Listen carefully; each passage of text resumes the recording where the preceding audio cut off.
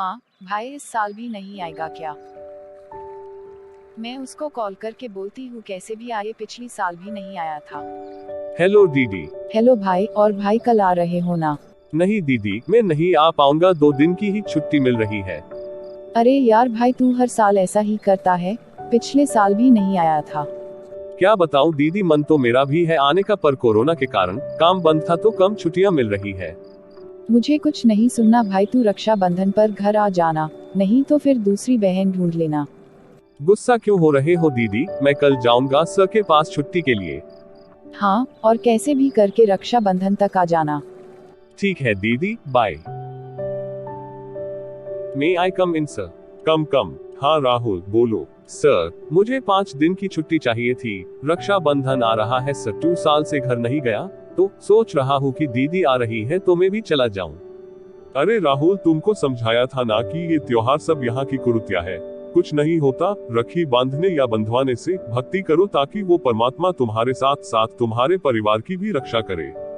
Sir, Rakshabandhan तो भाई बहन के रिश्ते को मजबूत करता है, कुछ नहीं तो घर में सबसे मिल लूंगा, वैसे भी त्योहार आते हैं, खुशियाँ होती है, एक दूसरे से मिलना भी हो जाता है। ठीक है, तुम्हारी जैसी इच्छा, तुम जा सकते हो। Thank you sir. हाँ दीदी बोलो। भाई कहाँ तक पहुँचे? जल्दी आ, सब आ गए हैं, बस तू ही नहीं आया अभी तक। 15 मिनट और लगेंगे दीदी। ठीक है, जल्दी आ।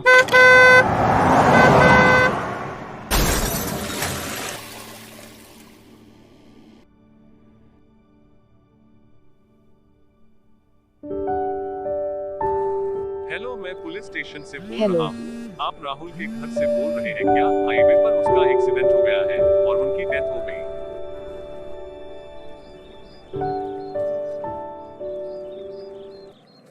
पुण्यात्मा परमात्मा के पानी में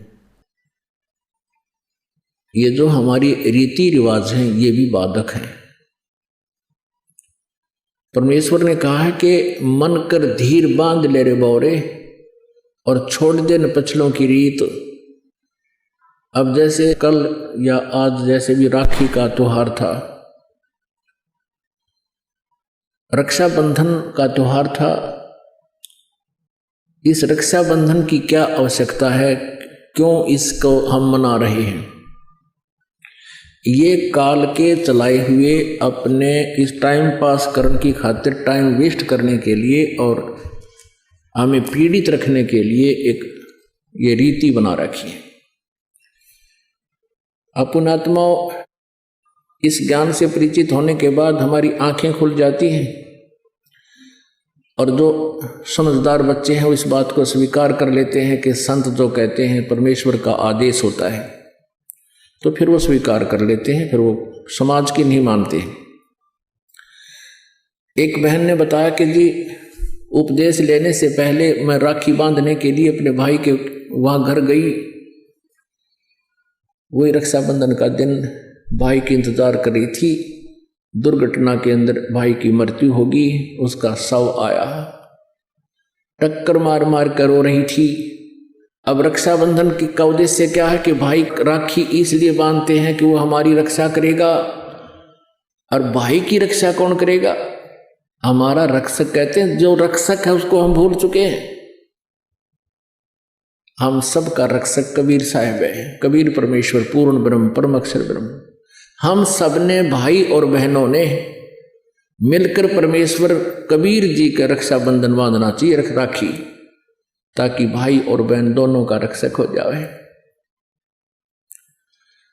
कबीर साहिब को रक्षाबंधन कैसे बंधेगा? हम उसकी शरण में आ जाएंगे और जो जाकी शरणा बसे ताको ताकी लाज, जल सो ही मछली चढ़ जा बह जाते गजराज। हमने अपने परमात्मा को राखी बांधनी चाहिए। और दूसरा, एक और दुख पैदा करती है ये रक्षाबंधन का दिन, जिन बहनों के भाई नहीं, अब वो रोती हैं पिछले कमरों में बैठ कर अकेली, आए हमारा भाई को नहीं, हम किसके राखी बांधेंगे?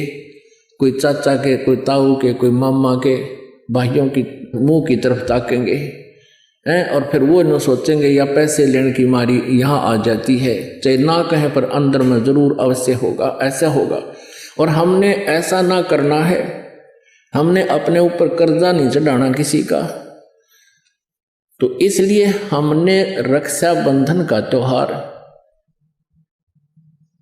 कैसे मनाना है, परमात्मा का नाम ले लेना है। और फिर ये 10वां दिन यहाँ त्योहार होता है, सत्संग होता है, इसमें आकर के हमने इस परमात्मा के ज्ञान को सुनना है। तो ये इस तरह की जो रीति रिवाजें हैं ये हमें पीड़ित करने के लिए है, हमारे को एक दूसरे से दूर करने वाली है। अब रिवाजें बन गई हैं कि बहन राखी बांधन आवेगी, उसको कुछ देना पड़ेगा, एक मजबूरी सी बन गई। तो ये भी हमारे नाते में दरार पैदा करती है। तो पुण्यात्माओं, जिन्होंने परमात्मा पाना है तो परमेश्वर के विधान को अपनाना ही पड़ेगा।